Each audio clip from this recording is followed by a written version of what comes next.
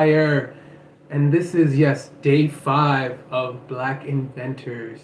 Yes, and so today we're going to talk about Mr. George Crum and what he invented and brought to civilization to help us out, right?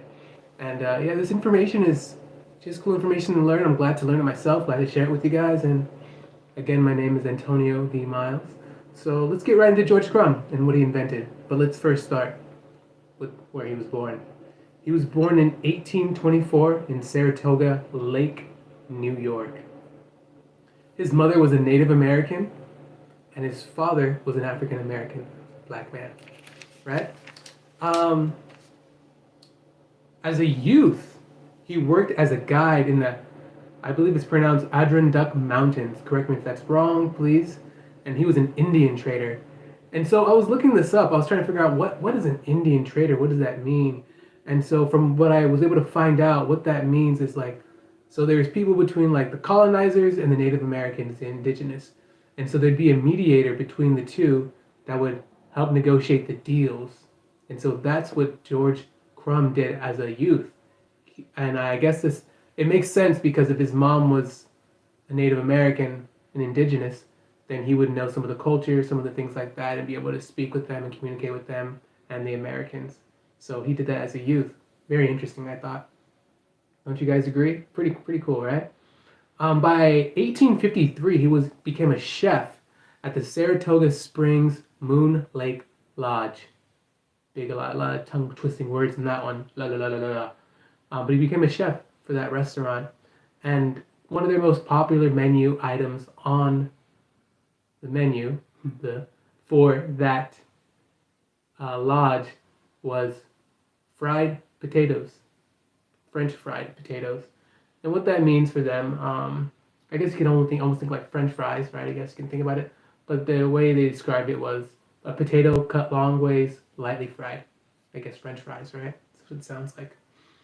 Um, so the legend has it, this is the legend of how the story of the potato chip became invented, was he sent a plate out of these French fried potatoes to a customer, and the customer sent the food back complaining that the potato French fries were too thinly sliced.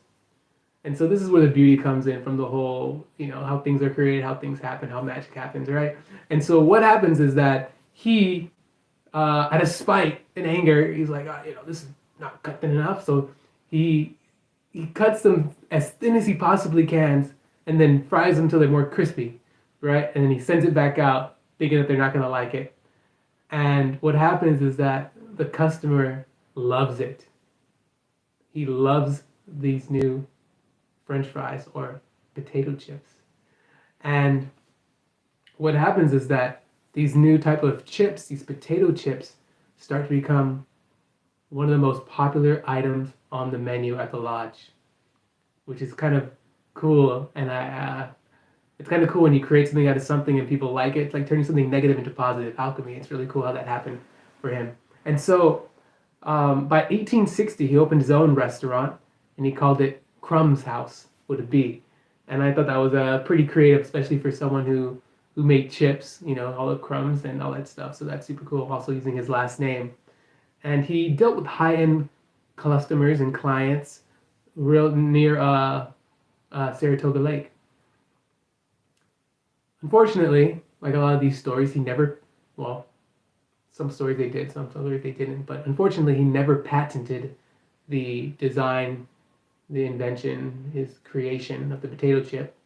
However, it did get internationally known. People across the seas started to learn about these potato chips a lot, and he also never put them on major distribution either. His restaurant closed by 1890, and he died at the age of 90 by 1914. 5 years after his restaurant closed, that sold the potato chips, that had a potato chip basket at every table. 5 years after his restaurant closed, a man named Will Tappenden made potato chips for grocery stores. Right, so this gentleman took a step forward and made them for grocery stores, basically for distribution, right? By 1926, 12 years after his death, a woman named Laura Suter, she decided to put paper chips in wax paper bags, right? And that's where we get the potato chips, right? The bag and chips, right? That's what we all munch all day, right? By 1932, a man named Herman Lay founded Lay's Company, which is the Lay's potato chip that we all know today. But we have to really give credit and due and respect to the man who invented the potato chips, even if it was out of spite. I'm pretty sure he upgraded it after that, George Crum. And the potato chips that we all enjoy still to this day, and I know that we all have had a potato chip one form or another, whether it's sweet potato, veggie chips, whatever. Started from that gentleman right there, George Crum. So I just wanted to share this another amazing Black American, African American inventor and what he did. And this is day 5. So stay tuned for more, and we're going to do this whole month of Black inventors and what they've done from all different categories and all different fields. So stay tuned. My name is Antonio D. Miles, and I'll catch you guys in the next one. Peace.